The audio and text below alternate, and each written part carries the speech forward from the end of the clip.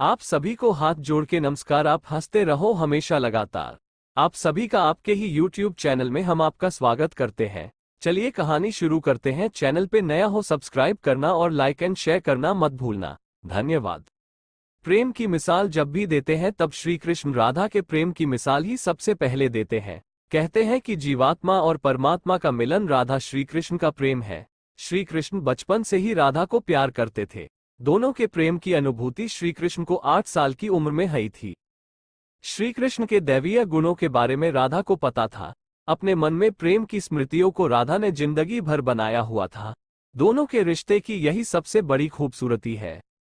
शास्त्रों में कहते हैं कि दो ही चीजें सबसे ज्यादा श्री कृष्ण हो अपने जीवन में बहुत प्यारी थी। श्री कृष्ण की यह दोनों चीजें एक दूसरे से आपस में गहराई से जुड़ी थी और वो थी बांसुरी और राधा। राधा श्री कृष्ण की तरफ उनकी बांसुरी की धुन की वजह से ही खींची गई थी। श्री कृष्ण अपने पास बांसुरी राधा की वजह से ही रखते थे। श्री कृष्ण और राधा का मिलन भले नहीं हुआ, लेकिन एक सूत्र में दोनों को हमेशा बांसुरी बांधे रखती है। कृष्ण के हर चित्रण में बांसुरी जरूर होती है।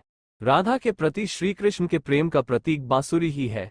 कई अलग अलग विवरण राधा से जुड़े हुए हैं, लेकिन एक ऐसी ही प्रचलित कहानी हम आपको बताने जा रहे हैं। जब मामा कंस ने बलराम और कृष्ण को आमंत्रित किया था, उस समय राधा पहली बार भगवान श्री कृष्ण से अलग हुई थी। ये खबर जब वृंदावन के वासियों ने सुनी तो वो बहुत दुखी हो गए।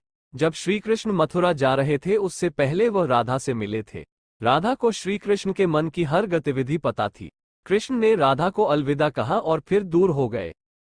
राधा से कृष्ण ने वादा किया था कि वह वापस आएंगे, लेकिन उनके पास कृष्ण वापस नहीं आए। हालांकि रुक्मिणी से कृष्ण की शादी भी हो गई। श्री कृष्ण को पाने के लिए रुक्मिणी ने कई तरह के जतन किए थे। अपने भाई रुक्मी के खिलाफ रुक्मिणी ने श्री कृष्ण से शादी की। श्री कृष्ण से जिस तरह राधा प्रेम करती थी उसी तरह से रुक्मिणी भी करती थी। श्री कृष्ण को रुक्मिणी ने एक प्रेम पत्र भेजा था जिसमें लिखा था कि वह उन्हें आकर यहाँ से ले जाए। उसके बाद रुक्मिणी के पास कृष्ण गए और शादी कर ली। वृंदावन जब कृष्ण ने छोड़ दिया था तब से ही राधा का वर्णन भी कम हो गया। जब अंतिम बार राधा और कृष्ण मिले थे तब कृष्ण से राधा ने कहा था कि वह उनसे भले ही दूर जा रहे हैं, लेकिन कृष्ण मने से हमेशा राधा के साथ ही रहेंगे। उसके बाद मथुरा जाकर कृष्ण ने कंस और बाकी के राक्षसों को मारकर अपना काम पूरा किया। उसके बाद द्वारका कृष्ण चले गए प्रजा की रक्षा करने के लिए, जिसके बाद उन्हें द्वारकाधीश के रूप में जाने जाना लगा। वृंदावन से जब कृष्ण गए तो एक अलग ही मोड़ राधा की जिंदगी ने ले लिया था। एक यादव से राधा की शादी हो गई। अपने दाम्पत्य जीवन की सारी रस्में राधा ने पूरी की और बूढ़ी भी हो गई, लेकिन कृष्ण के लिए ही उनका मन तब भी समर्पित था। पत्नी के रूप में सारे कर्तव्य राधा ने पूर्ण किए थे, वहीं अपने दैवीय कर्तव्य भी श्री कृष्ण ने निभाए।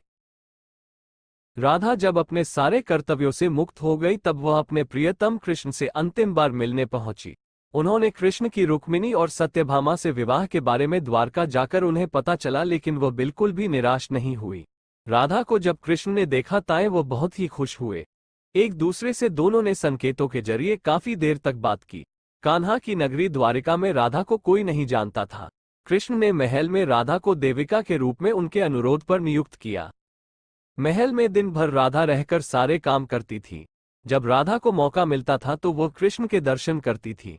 श्री कृष्ण के साथ पहले जैसा आध्यात्मिक जुड़ाव राधा ने महसूस नहीं किया था। इसी वजह से वह महल से दूर जाने का फैसला कर लिया था। ऐसा फैसला उन्होंने इसलिए लिया ताकि श्री कृष्ण के साथ गहरा आत्मीय संबंध वो दूर जाकर 2 बार स्थापित कर पाएंगी। वो कहाँ जा रही है उन्हें नहीं पता था, लेकिन भगवान श्री कृष्ण जानते थे। जैसे जैसे समय बीतता गया राधा अकेली और कमजोर हो गई। उस समय भगवान श्री कृष्ण की आवश्यकता राधा को हुई। भगवान श्री कृष्ण अंतिम समय में उनके सामने आए। राधा से श्री कृष्ण ने कहा कि वह कुछ उनसे मांगे, लेकिन राधा ने उनसे इनकार कर दिया। 2 बार राधा से कृष्ण ने अनुरोध किया तो उन्होंने कहा कि वह एक अंतिम बार उनके लिए बांसुरी बजा दे। बांसुरी लेकर श्री कृष्ण सुरीली धुन में बजाने लग गए। दिन रात तब तक बांसुरी श्री कृष्ण ने बजाई जब तक आध्यात्मिक रूप से राधा कृष्ण में विलीन नहीं हो गई। अपने शरीर को राधा ने बांसुरी की धुन सुनते सुनते त्याग कर दिया। भगवान कृष्ण जानते थे कि उनका प्रेम अमर है। इसके बाद भी राधा की मृत्यु को बर्दाश्त वह नहीं कर पाए। प्रेम के प्रतीकात्मक अंत के रूप में कृष्ण ने अपनी बांसुरी तोड़ दी और झाड़ियों में फेंक दी। श्री कृष्ण ने इसके बाद से जीवन भर कोई भी वादक यंत्र या बांसुरी नहीं बजाए।